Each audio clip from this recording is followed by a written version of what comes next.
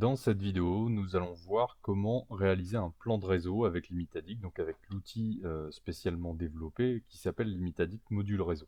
Cet outil, il est fait pour fonctionner d'une certaine manière, c'est-à-dire que le principe c'est je fais mon plan topo, donc je vais sur le terrain, je fais mon relevé de corps de rue, hein, comme ici ce qui est présent à l'écran, et ensuite j'interprète mon plan au bureau, je retourne sur le terrain pour faire mon levé de plaques. D'accord ?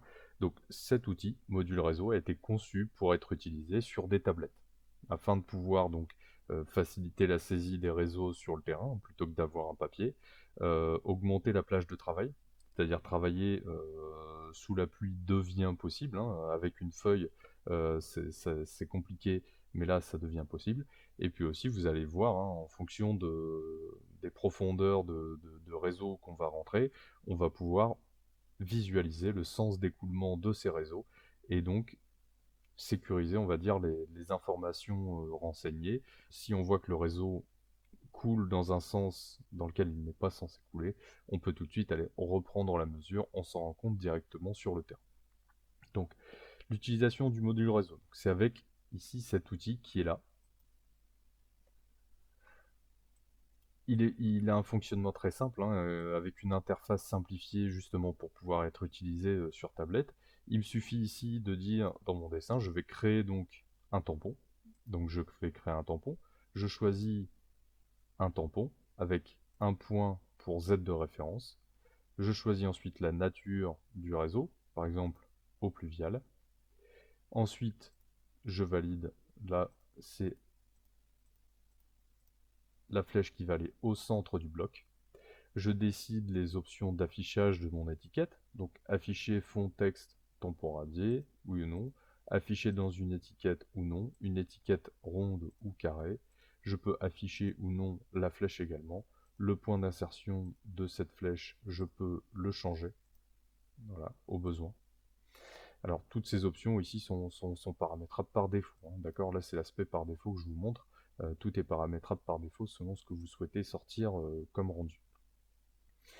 Donc je valide, hein, et ensuite je rentre la profondeur de mon radier. Donc profondeur radiée, je veux dire que j'ai une profondeur radiée à 2,50 m. Je peux ici donc redéplacer mon étiquette ou changer ici le point d'insertion de mon étiquette. D'accord, un raccourci vers ce qu'on vient de voir tout à l'heure. Si je reclique sur étiquette, je retourne dans les paramètres, hein. Et donc j'ai rentré mon radier. Vous voyez, j'ai le pavé numérique pour pouvoir rentrer les valeurs directement sur la tablette. Et je peux donc ensuite rajouter des fils d'eau. Donc je vais cliquer sur le petit plus vert ici. Soit je relie à un autre blanc tampon, soit je digitalise une amorce.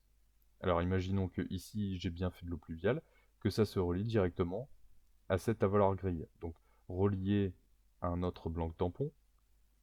Donc je vais sélectionner mon bloc tampon avec, encore une fois, le Z de référence. Et je mets la profondeur de mon fil d'eau. Donc celui-ci, je vais mettre une profondeur à 2,20. Voilà, 2,20.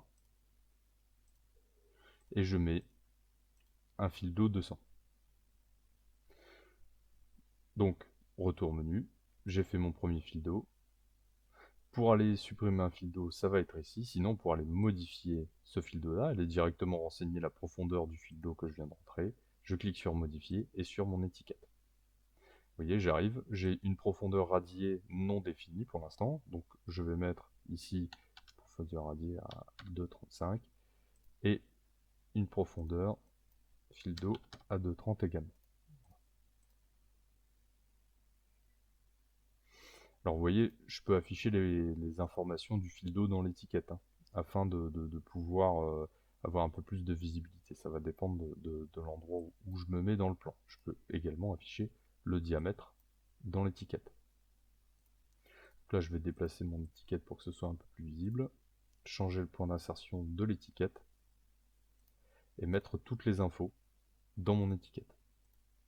Je peux également afficher les infos d'écoulement. Voilà, je mets le maximum d'informations dans mon étiquette que je vais déplacer ici. Voilà. Donc là, je peux continuer. j'ai renseigné le fil d'eau de cet avaloir. Cet avaloir, ici, vous voyez, directement, je peux me rendre compte. Si j'ai fait une boulette, le sens d'écoulement n'est pas bon. J'ai dû me tromper ici, hein, dans ma valeur. C'était peut-être un 30. Voilà. Alors, ça fait beaucoup. On va mettre 2 mètres. Et puis ensuite, je peux continuer comme ça à faire mon réseau. Donc, je retourne sur cette plaque. Et je rajoute un fil d'eau. Je relie un autre tampon. Je choisis ce tampon avec ce Z de référence. OK. J'ai une profondeur A ici de 15 et un fil d'eau 300. Je sélectionne ce tampon, profondeur, je vais mettre de 15 également, hein, latitude, voilà, je suis à 0,12, hein, pourquoi pas. Alors, hop. Et l'étiquette ici, donc pareil, hein, je peux déplacer mon étiquette, je vais la mettre par ici, changer le point d'insertion pour que ça corresponde. Donc toute cette interface a été pensée pour être utilisée au stylet, que ce soit le plus rapide et pratique possible pour les opérateurs, hein, pour faire gagner du temps. Et donc là, c'est bien du 300. Et je peux mettre toutes les informations ici dans l'étiquette. Ça, c'est pour relier des tampons entre eux. Je peux aussi, voilà, digitaliser une amorce. Dans ce cas-là, je clique la direction de mon amorce, la profondeur de mon fil d'eau, hein, voilà, et le diamètre de mon tuyau. Ensuite, je peux modifier au choix la direction de mon amorce. Savoir que pour la lisibilité du plan, la clarté, hein, à chaque fois, chaque tuyau qui va partir de ce regard va être numéroté. On va retrouver les numéros ici dans l'étiquette. Alors, encore une fois, hein, tout cela est paramétrable. Je peux, au besoin, changer la nature de mon réseau. Je clique ici sur Nature réseau et je peux dire ce n'est pas de l'eau pluviale, c'est de l'eau usée, c'est de l'unitaire, etc. Ensuite, j'ai différentes options qui me permettent de personnaliser donc complètement l'aspect de mes différents réseaux. Donc ici dans paramétrage, je peux définir donc le type de plan pour lequel je veux réaliser mon plan de réseau.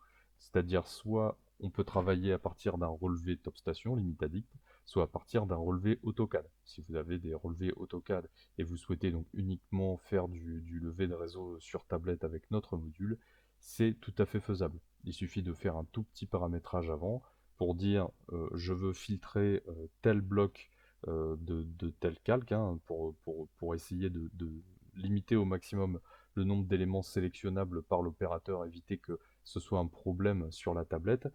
Et puis je peux paramétrer ici beaucoup de choses, notamment paramétrage des types de regard. Donc là vous voyez j'ai 4 catégories. Donc j'ai unitaire, inconnu, eau usée et eau pluviale. Rien ne m'empêche de rajouter une nouvelle catégorie, voilà, petit plus, que j'appellerai comme je le souhaite, avec les couleurs que je souhaite, les calques que je peux déterminer moi-même, hein, il suffit de taper le nom d'un calque ici pour que le calque se crée, etc., etc. Donc je peux entièrement personnaliser ça. Et je peux jouer sur l'affichage, d'accord? Donc pareil, des options pour faciliter la modification de l'affichage sur ce plan de réseau. Je peux également donc exporter ces plans de réseau. Donc tracer uniquement les éléments de réseau et l'exporter en DXF. Je peux l'exporter en DXF avec les tampons de surface ou sans les tampons de surface, au choix. Je peux afficher les métraits et exporter un tableau Excel. Donc je vais exporter avec tableau de surface, alors je vais le faire en 3D. Hein. Donc le logiciel vient effacer complètement tout ce qui n'est pas lié au module réseau et vient exporter ça. Donc je vais ouvrir mon export. Voilà.